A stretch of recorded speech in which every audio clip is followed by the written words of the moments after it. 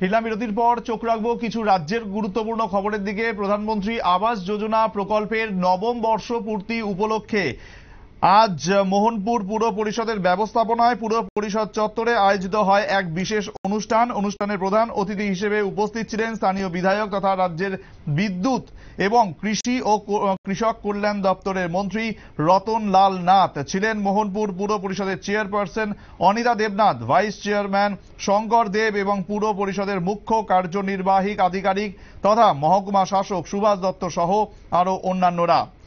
অনুষ্ঠানে থেকে কৃষি মন্ত্রী রতন লাল নাথ কি বলেছেন শুনো। ফুলের গাছ যেমন থাকবে এবং বসার ব্যবস্থা থাকবে। এখানে পরশু দিনে আমরা সই করেছি 25 লক্ষ টাকা এখানে স্যাংশন করেছি পার্কের জন্য।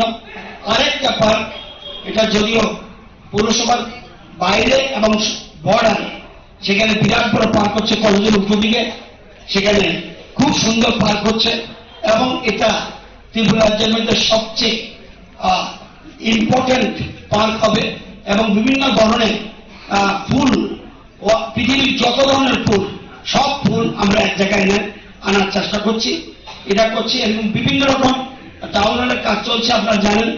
এখানে বিভিন্ন রকম প্রতিষ্ঠান হতে যাচ্ছে নতুন করে, আরো অনেক রাস্তা। এবং আগামীকাল একটা মিটিং যাচ্ছে আমাদের কিরণগিরিতে এবং প্রধানমন্ত্রী গ্রামীণ সড়ক যোজনা, প্রতি রাস্তা, কোন রাস্তা বাদ থাকবে না।